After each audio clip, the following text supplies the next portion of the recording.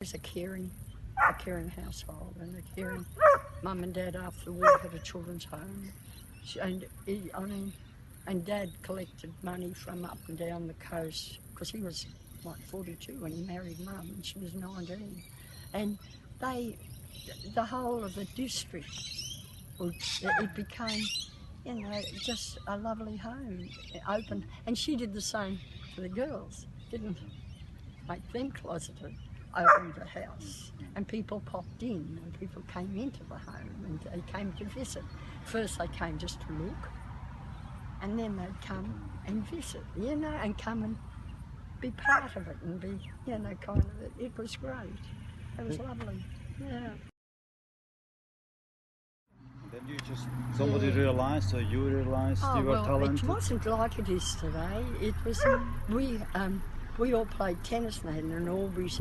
At Easter, a huge tournament the biggest tournament in the district, so you met everyone. And in those days at a tennis tournament, you weren't told you will be on at 10 o'clock. You were told the tournament starts at 9 a.m, be ready, and you mightn't play till 3.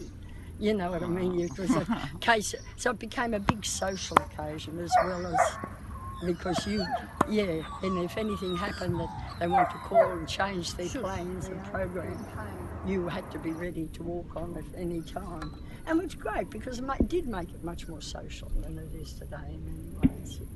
Because people do, if you just belong to a club, that's, and you're just doing club, but they don't have that. Well, they might have, I don't know, I've only been here 4 years, but they don't do intertown and things like that like they used to in the past. But did you play for a club, or was it basically... You played for your club town. initially? Yeah, because everyone played at that club. But when did you go like on a, what's that, Australian? Overseas. I saved up for 3.5 years for £84 in those days. My first salary as a teacher was £3 a week. Can you believe that? That's in 1949. £3 a week. And then Dad said I could go, and he helped me, and Mum, they all helped me go. And Dad used to practice because he was a real sportsman. And but the boat trip, 45 days to England, and I'm a lawyer. Quite amazing, isn't it? And wonderful trip. And then I left my little bit of superannuation that I got because I had to resign here.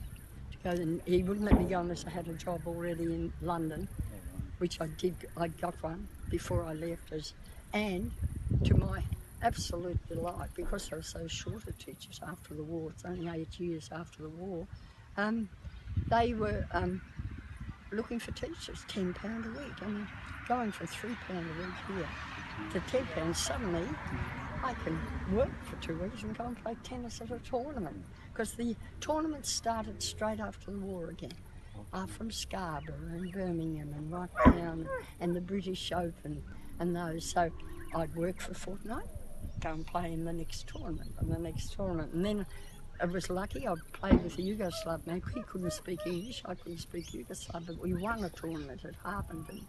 That was a big tick. And then I entered for the British Open and got to the 3rd round of the British Open. And that was tick, tick, tick, because when you put your application in, I had 2 things to say that I had actually done something.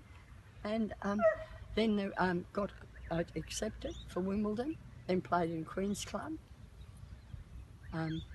Was nowhere near the class of all the young, Hode and Rosewell were young 17, 18-year-olds at the time.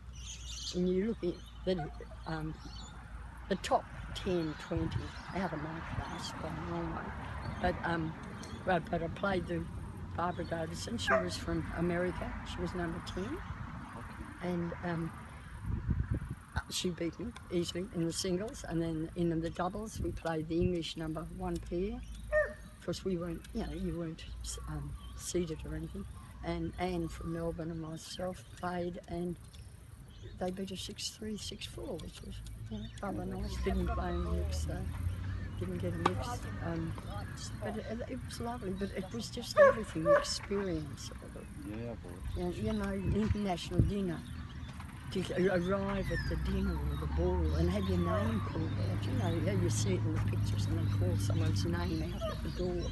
Nearly dying because no one knew who you were, no one was listening, they were waiting for the, you know, the big wigs. But for the first experience of standing there and having your name called out, it was like...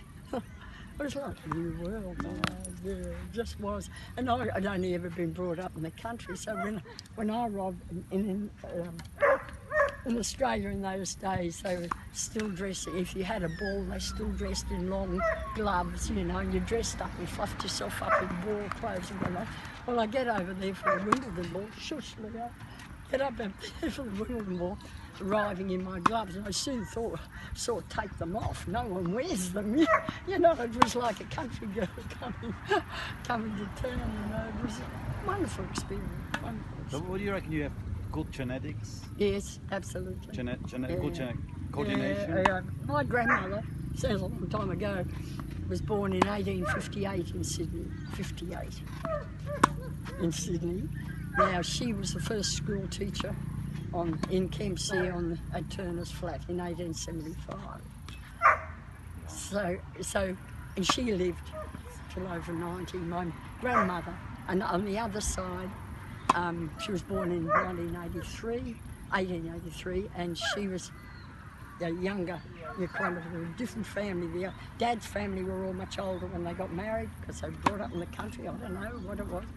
But all those girls that were Dad's brothers and sisters, Dad was born in 1885, and his sisters were accountants, teachers, and from the mother who was back in 1875 a teacher. You know what I mean? And I think that comes through, doesn't it?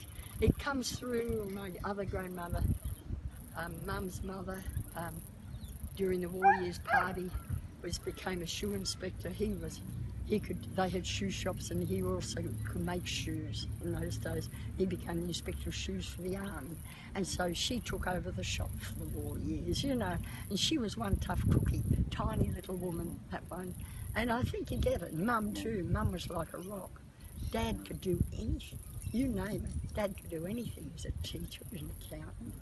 He travelled all over Australia. He knew all about everything. Beautiful hands, beautiful woodwork, beautiful. Yeah, farmers brought up on the farm. So you have coordination, like you must have really good coordination. You know, the two brothers who played cricket and tennis, and lovely players of cricket. Ian captained Sydney University for 10 years, and were knocking at the door for the cricket. But he was a selector, a New South Wales selector for a long time. My older brother was a Southern New South Wales selector for cricket. He was a principal of the school. We're lucky. It's all lucky. It's luck. Because you can't do anything about genetics because you're here, aren't you? But I think one is like healthy lifestyle, you know. One is blessed being in Australia, it's quite healthy. And what people eat or don't eat. So you're eating healthy or still eating Always, And also I think when you grow with my grandmother was a nurse and had one of the first maternity hospitals in Sydney in the early 1900s. I mean, it's not so far back for countries that have been, you know, for European countries, but for here it was. And the other, Dad's mother was born in Sydney, and she was number 602, born in New South Wales, on the birth certificate.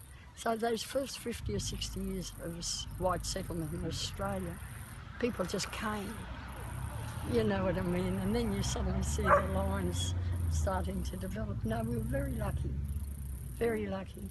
And they were all always involved in teaching, and Mum